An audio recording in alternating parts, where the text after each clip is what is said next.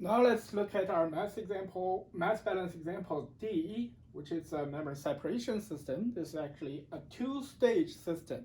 So the system diagram is becoming more complicated.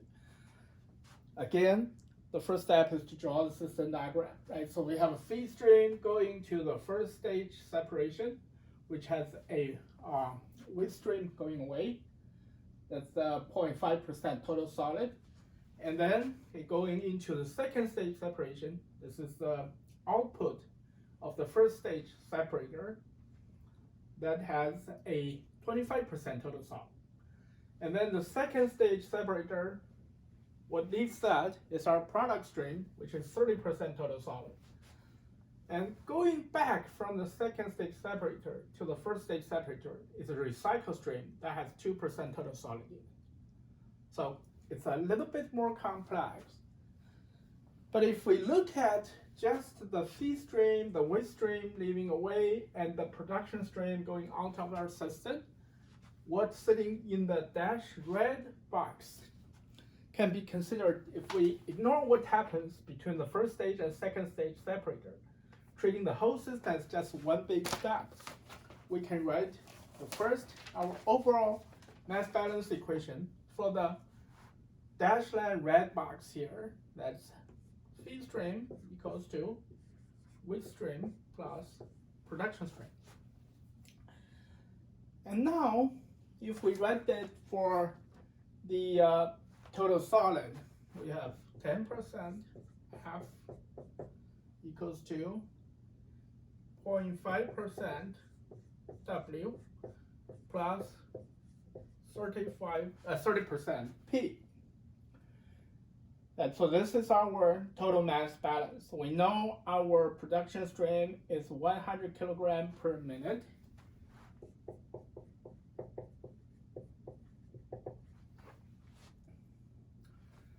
So from these two equations,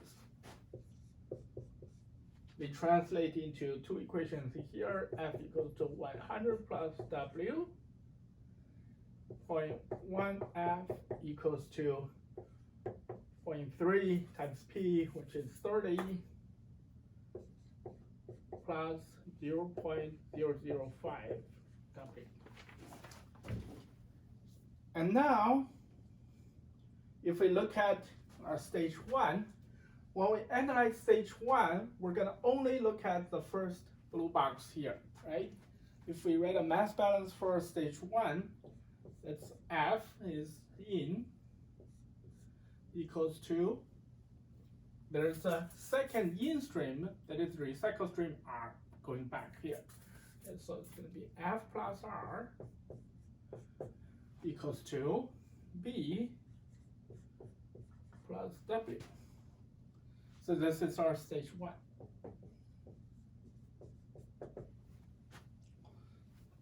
And we can write stage two as well, which is B equals to P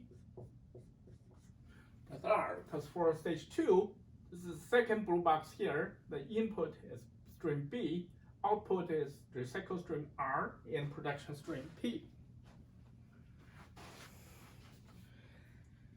And we can write the same equation for total solid. For example, for this one, well, 0.25% B equals to 30% P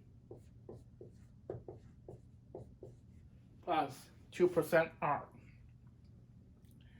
And we can write a total solid equation for the stage one mass balance as well.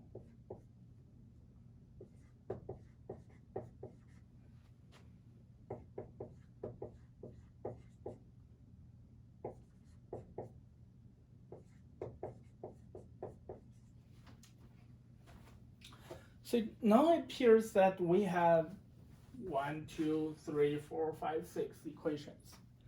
As a matter of fact, we don't really have all 6 equations as independent because there are correlations between them. And how many anodes do we have?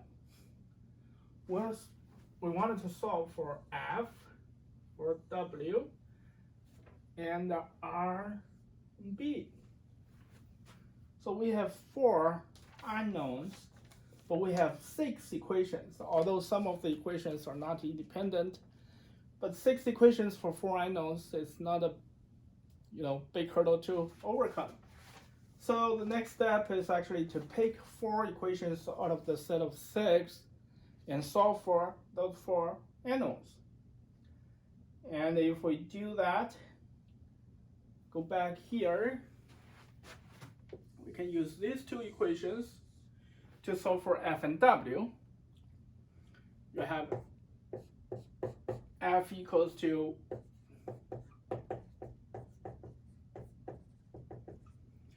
(310.5).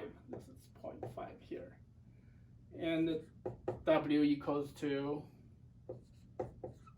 210.5 as well. With F and W known, we substitute them down here into these 2 equations. Then we can solve for R and B. So essentially, you'll find R, the recycled strain, that equals to 21.7. And from which that you can calculate B if needed.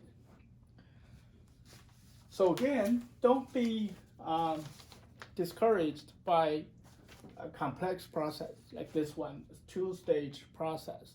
We just need to draw our diagram, draw our system diagram, and analyze each step in sequence, and look at the overall process as if one big step. So that will allow us to write our mass balance equations. And once we write our mass balance equations, then it's always pretty straightforward to go ahead and solve them.